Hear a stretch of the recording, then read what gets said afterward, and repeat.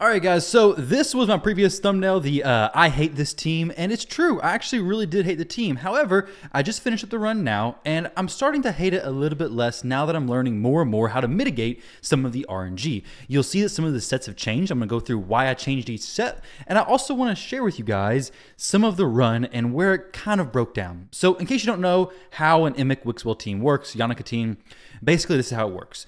You spend the first initial portion of the match charging up the shields till about turn 100 or so. I'm going to show you guys in just a minute that even at turn 100, it's still a little bit sketchy because I actually tried to blow it up a little bit sooner and it didn't really quite work as I wanted it to. But you're building up the shields with Wixwell's Shield Growth A2 ability. You're building them up. Krisk or a different buff extender is continually extending your buffs, helping Wixwell keep up your buffs the entire duration of the fight. Nia is resetting Immic instantly, so you want to make sure he's in the leader spot. Tatura is here for a few different roles. Yannica is doing the big explosion from the A3 ability. I have changed my opening sequence a little bit, so pay attention. I also got some notes in case you guys just want to copy this down. I'll show you guys all that in just a little while. But for the very opening portion of the match, actually big shout out to Vint on Discord for giving me this idea or actually telling me what he did. But it's essentially opening with Wixwell's A2 ability. And then we're using Nia to actually reset Wixwell to get another A2 ability off. The reason why that's so important is because not so much with Krisk, well, a little bit. If this shield drops, this is the casted shield, so it can be replaced. But if it drops, it has a chance of Immic, he's in protection currently, of placing a protected shield. I don't want a protected shield because it won't be stolen. I don't care about a protected taunt, protected unkillable. All that stuff is good, but I do not want a protected shield. Even more so than that, if I'm using, say, Demitha, I don't want this shield set to drop. If the shield set drops, well, the run's over. So if you're using a Demitha or a different extender in that spot instead of Krisk, then this is even more beneficial because you really want to make sure that that shield set never drops because you cannot recast that. Right now, we're getting double the extension and double the growth value because we have this shield set as well as the casted shield. So then what I do is I just basically auto through everything else. And then when Wixwell gets back to his next turn, it's just full auto. And then I pause it again on Nia to use her A3 manually. So we have Immic going and then Nia right here. Now the Nia does need to be slower than the Wixwell because if not, it's going to be kind of weird. So you need to have your Wixwell faster than your Nia and then all is well. So then she does the ally protection after Krisk does his. Krisk is going to protect everybody. Nia is going to protect Krisk to help that shield stay a little bit better. And then I manual Tatura's A3. So we start off with Tatura opening with the A2 to place the block buffs to prevent any provokes or anything like that from coming out. And then we have the Veil, the perfect Veil, come out to protect everybody else from the Head of Torment. Now, the Head of Torment is probably one of the biggest issues with this team. Right now, there's no Head of Torment out, so we're okay. But the issue that this team is having is the Head of Mischief starts in this rotation. The Head of Mischief is always going to have that 3% chance to yoink your buffs right off of you. But we have a little sneaky trick to kind of mitigate that a little bit further. That's Tatura. Tatura's A1 ability actually places a decreased accuracy, meaning that it's going to be even easier to resist that buff strip. Now, you still always have the chance of having your buff stripped, but hopefully with 50% less accuracy, pretty high resistance on your champions anyways, you should be pretty safe. Now, you'll notice that very early in the fight, the Head of Mischief is targeting Wixwell. Wixwell will be at 10 buffs, so you got to have him at high resistance now. Unfortunately, before you didn't have to have high resistance, but now you do. Now, if you want to play the RNG game, you may be able to rely on Tatura's 50% decrease accuracy and then have Wixwell at just a decent level of resistance so that eventually he could get his stuff stolen. But honestly, he's one of the champions I'd rather have stuff stolen from later in the match. Honestly, because that counterattack being stolen can really make things pretty weird. So then from this point on, it's just full auto. I target the Head of Mischief. Now you want to make sure that whenever you're ready for stuff to actually be stolen, that you stop targeting the Head of Mischief. Because this decreased accuracy is going to make it hard for the Mischief Head to actually steal stuff from you. But I did this several times and had no problem with Mischief stealing stuff after that decreased accuracy was applied. But also had several resets where there was no decreased accuracy and he was just stealing stuff left and right at the very beginning, which is a big problem. Now this run specifically, let's fast forward a little bit to turn, I think 90 or so. The Head of Mischief still hadn't died. I was targeting this head because ideally I want this head to die and then I want to kill the Head of Blight as well as the Head of Wrath at a pretty close time so all the heads go down and then I hope for Mischief to come back. However, at this point, I had to make some on the moment decision, which is essentially, okay, we're at turn 95. we may have a big enough shield for this to work fine. Well, I went ahead and buffed up Yannica. So in order to get the targeting to swap, you'll notice that every time up until this point, the Head of Mischief was targeting Emic, Krisk, or Wixwell. Well, when you look at your champions, Yannica and Nia both have 9 buffs currently. They should. 1, 2, 3, 4, 5, 6, 7, 8. Then when Unkillable's up, it's 9. And then when we place Intercept from Wixwell, it puts Yannica in the 10 buff category as well, which is the maximum amount of buffs you can have. So now she is able to be targeted by the Head of Mischief. Matter of fact, now that I'm saying this, I'm actually considering getting Tatura, if I ever got a blessing for him, into Lightning Cage so he could actually be in the 10 buff category, because he doesn't really ever hit 10 buffs. But until he gets a Perfect Veil on him, which he doesn't really. So either way, that's besides the point. I'll work on that whenever I actually get a blessing for him. But with this, when you're ready for the Head of Mischief to steal stuff from Yannica, you use Wixwell's A3 ability and place the Intercept onto Yannica, onto Nia, whoever you want. There is some strategy behind that, and you'll actually notice in a few moments that I don't nuke as soon as it's ready. So I place the Intercept onto Yannica. The Head of Mischief instantly targets her. Usually he'll target some other people that have a little bit longer to work. I should have delayed that a bit longer and maybe wait to turn 110 or so, but you'll see the repercussions of my acts, or the consequences of my actions in just a moment. But you'll notice that Yannica has no unkillable. This is a huge problem because the Head of Wrath has reflect damage. Now, if he didn't have reflect damage, wouldn't be an issue. But since he has reflect damage, she hits for hundreds of millions of damage, she's gonna die, right? Unless she had a massive shield, which she doesn't, she's gonna die. So I cannot do her nuke yet. So when she comes around to her turn, I'm gonna skip the turn. But that comes with some more issues. So right now I have basically a few decisions. I can skip this turn, not do the big nuke, but then they have a chance of taking all their turns and running out the shield duration. The Head of Mischief is not going to run out the shield duration. It's 7 turns. This one has 2 turns, 2 turns, 2 turns. So I decided to not use her A3 ability here. So we use the A1, which is the best choice, but the Head of Wrath smacks Yannica, puts Provoke on her, and ruins my first initial nuke. This was such a bad thing. If he didn't place that Provoke, this run would have been so incredibly good. But I had to just take this run attempt because I tried it a few times and it wasn't doing the setups. I was misclicking, and I consistently got between 2.2 and 2.5 million damage, or sorry, billion damage before things started to get a little bit weird. But we got the Provoke on Yannica. I have no cleansers, nothing I can do about this. Unfortunately, Tatura wasn't able to place the block buffs before Yannica got messed up. And now, fast forwarded a little bit, I still have low damage, but at this point, I'm like, okay, the Head of Mischief has pretty good durations on these buffs still. He has 2 turns until he can spread, actually 1 turn until he can spread, so we can just wait this out, have him spread that, and it's going to be good to go. Just hopefully he doesn't steal another shield from Yannica because it would just be the small one, so we don't want him to do that. So we let this play out a little bit longer, 30 seconds ahead, and now the Head of Mischief will spread again. However, this spread wasn't very valuable because the Head of Blight had the life barrier on it, which life barrier gets rid of shields. For whatever reason, you can't have life barrier and a shield. So it'll either cleanse the shield or it'll prevent shield being placed on it. So we have 3 shields up, which is good if the shields were doing maximum damage. Now you'll notice here, remember, this shield was stolen around turn 90. So when Yannica hits, boom, we have 65 million damage. It's supposed to be 333 million damage. So you can see the impact of Wixwell exploding at turn 90. So turn 90 is too early. So whenever you're doing this, try to wait it out. Turn 90, we had a 65 million damage explosion. We fast forward this a bit more. Luckily, the Head of Mischief comes out again. So now I'm going to try to make the Head of Mischief target somebody specifically. Actually, let's see. It was actually really fast. Honestly, it was super fast steal. So who did he target? He targeted Nia. Nia is an easy one to get it stolen from. So this was going very smooth. Stole the buffs, no problem. And now I just got to make sure Nia survives. It's most important to get up a few different buffs. It's important to get up the Perfect Veil, which for some reason I didn't do there. That could have ruined my run.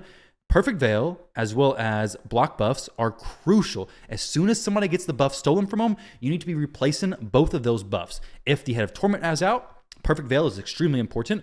If the Head of Torment is not there, then block buffs take precedent. Now, because Nia is everything AoE, so she's going to get the True Fear on herself. So now the Head of Mischief is ready to spread, and it's going to spread it in just a few moments. We have no life barrier, which is fantastic. We have the Provoke being managed on the Head of Decay, fantastic. We reset Emic there. Once you have your first champion stolen from or eaten, you basically got to manual Nia's A2 ability because she'll start casting it on weird people. So be mindful of that. Now, the Head of Mischief shares everything, spreads everything, and then Yannica is coming back to her turn. Once she gets this, you're going to see how much damage is supposed to be done. So now we're doing 278 million, 322 million, and then the weak hit does 278. So they should all be about this 322 million. Not for sure why they're not, but you can see here, okay, this is actually the maximum damage we've capped. This is exactly what I'm looking for. Now we fast forward a little bit. We're hoping, essentially, when you explode all the heads, what you're hoping for is that the Head of Mischief comes back. It took a little while for it to come back. It was the last one to respawn, but it did come back. So now we're still looking good. We're still able to continue the run. Everything's going fine. And even if Mischief doesn't come back, you can still continue the run. It's just now you have to kill a different head, kill a few heads manually, and then hope for the Head of Mischief to come back. It's going to be a longer RNG fight. So honestly, if you wipe all the heads and Mischief doesn't spawn, I'd probably just reset the run, honestly. It's going to take at least another 10, 15 minutes. Well, let's say actually, no. How long did it take me to kill the first head in the entire fight? I want to be more accurate with this. So Mischief took, let's see, about 8 minutes or so. About 8 to 10 minutes, somewhere around there. It's going to take you about that long as well to get back into the rotation. So we fast forward through this. Mischief ends up stealing, which this is important. Later in the fight, when you're ready for the Head of Mischief to steal stuff, you want to stop Tshirt from targeting the boss. Also, make sure he doesn't have revenge or retaliation, no counterattack stuff on him. So the Head of Mischief comes in. Remember, Emic, Wixwell, and Krisk all have 500 plus resistance. Emic gets it yoinked from him instantly, and as soon as he does, you want to try to start getting the buffs back on him as quickly as possible. Taunt is especially important, but this is where having a different champion besides Yannica as the highest crit damage is extremely valuable because Tshirt gets eaten. Emic had the taunt stolen, Tshirt gets eaten, but if Yannica had the highest crit damage, she would have been the one getting eaten. So make sure that she does not have the highest crit damage. So once the Head of Mischief spreads everything here, we've done 150 plus turns of extending the buffs, growing the shield. So the shield should basically allow us to hit for 322 on everybody. So Yannica gets her turn. She has Unkillable ready. The A3 is ready to roll. We have no reflect damage. Doesn't even matter. This head, it took double turns. So it ran right through the buffs, unfortunately. So we go ahead and explode everything. Boom. And 322, 322, 321. So this is the max damage you can deal. This is the sweet spot. So this is where you're doing exactly what you want it to do. Now, unfortunately, the heads are all down, but since you saw my previous score, you'll know the run ends basically right here. All the heads come back. I'm 25 minutes into the run, which is getting pretty close to the max turns, honestly, but there's no Head of Mischief. I try to kill some. I spend the next chunk of time trying to kill a head. Ends up somebody gets eaten. I was doing pretty well. Like, honestly, we were doing very well until some point that Wixwell, Emic took a fear and it activated on him from the Head of Torment. Also, the Head of Torment got Life Barrier, which rarely ever happens. So for some reason, I guess maybe Krisk got resisted on the A3. Yep, got resisted on the A3. Life Barrier went up on the Head of Torment. Literally was a sliver away from doing well. Could have been 3 billion plus, but the head was cleansed and the run basically falls apart because we can't break that. Emic gets the fear activated on him, which is a low chance fear, but it activates. And then Yannica gets eaten and the run's done here because I can't free her, unfortunately, because she has a life barrier over it. So ended the run at 2.28 billion. Next week, I'm going to try to push higher numbers, but I want to go over the changes that I made. I think this is really important. So one of the biggest changes I made was swapping my shield sets. So now Tshirt has the shield set, but he also has pretty high crit damage, just higher than Yannica. It doesn't really matter how high it is, but 100% crit rate is nice. He does a little bit of damage. If you get him in War Master, sweet. I have him in Bulwark. But having this shield set on him, I can push up higher HP because he's more HP than Yannica, 5,000 more base HP. So Tshirt is in the shield set and with Bulwark. But even more importantly than that, I have Yannica switched over to Provoke. So if you're somebody who doesn't have Krisk, well, this may even be your answer. Like if you have a Demitha, maybe you could throw in Yannica plus Nia in a Provoke set, possibly, because this is going to be more chance at the Provoke. It's just going to be an overall better situation for you. But at least Yannica, everything she does is AoE, assuming you have the Veil on her. So make sure you have Provoke on her if possible. Retaliation plus Revenge. She's attacking so frequently, helping with the Provoke so much, which allows those life barriers to not be placed, or at least limits the chances for them to actually be placed. So now I have Totura in a shield set, Yannica in a Provoke set, Nia is in a curse set, which is helpful because it lets us actually target the Head of Mischief. And then Wixwell is in a Reflex plus Merciless if you have it, plus Refresh if you have it. All the cooldown reset stuff, if you have it, it's going to be better for him. I'll show you guys the masteries of these champions in just a moment. Then Emic, he is in Protection, which is good. If you protect the taunt, it won't be stolen and you'll be safe. But if you protect the shield, you may have to reset the match. It just depends on how much RNG you want to deal with. Because if you get a shield stolen from Krisk that's protected, well, it's going to stay on Krisk. The other shield will go and it could be big enough, but you also may want to just restart it if it's earlier on in the fight. So then we have, that's everybody I think. Krisk is just in some really a pretty fast build. We have a fast build with good resistance and good accuracy. So you want the speed because he's giving everybody else increased speed except for himself. So you want to make sure that he's keeping up with the turns and doing pretty well with keeping the Provoke applied as well. When it comes to these champions' masteries, let's take a look real quick. I'll go through a quick scroll. I did a more in-depth guide before, but this rotation's a little bit different. Because this rotation, what you have instead is the Head of Mischief starting in the rotation. So you got to make sure you can resist the Head of Mischief trying to steal your buffs. And since Wixwell, Emic, and Krisk are all going to have 10, you got to be very careful with that. Also, you got to make sure that you can kill it, you can control it, and you can just deal with that. And you don't want to start popping the shields too early because it's just going to ruin your run, as you saw there. So here are some notes. Totura, bigger shield set. Yannica, Provoke or Cursed, always an AoE skill, much better uptime. Nia, in Cursed or Provoke, needs accuracy to place that A1 decreased speed. Krisk needs resistance and accuracy, counterattack pieces if possible. No counterattacks. No counter attack gear on Totura. And then Krisk, Provoke set. With the champ, having counterattack gear accessories helps a lot. Don't want a protected shield, ideally, but if you do, it's not the end of the world. You can continue, but you ideally want to stay away from that. Yannica, not highest crit damage. The mark of the Hydra goes on the champion with the highest crit damage. You want to prevent that. Now, for the actual rotation to start with, we have Nia manualing the A2 on Wixwell for 1 extra early Wixwell extend. Manual Nia's A3 for the ally protection. Manual Totura's A3 after he opens with the A2, and then click to target the Head of Mischief for the decreased accuracy. So with this team's preset, you can see what I have, but it's basically what I just said. So Emic, 1 and 2, Krisk opens, then 1 and 2, Wixwell, 1 opens, good. The reason why Krisk opens with this is because we want the ally protection first, so he can place it, and then Nia can place it over that. Though technically, I guess you could open with Krisk's A3 now. I had it different before, so opening with the A3 is actually probably fine, to be honest. Wixwell's there. Yannica's here. I only manual Wixwell's A3. Yannica, Totura, we open with this, manual this. Nia opens with the Bark Flesh and then prioritizes that. Assuming your Krisk is faster than Nia and you're opening with the A2 on Wixwell, you're actually going to be fine. You could have Krisk open with his A3, so that's going to be no problem. But you want good resistance on everybody, so 500, 500, and then Wixwell has a little bit lower, but we should still be okay, especially with that decreased accuracy. We should be fine. But if something gets stolen early, just reset it. It's not worth a headache. So this is my Nightmare team. This team can push a lot more damage. It can push like 7 billion, but this time I just didn't have great RNG. I tried it for a few hours. I'm not going to keep doing it, honestly, but I did want to get this video out to you guys before the Hydra reset. So maybe you could try this out. This rotation's not necessarily extremely difficult. You just gotta be very careful with the Head of Mischief. Honestly, it may have less RNG than the previous ones. Totura is really good here with a decreased accuracy. Perfect Veil. I think Duchess could be fine though.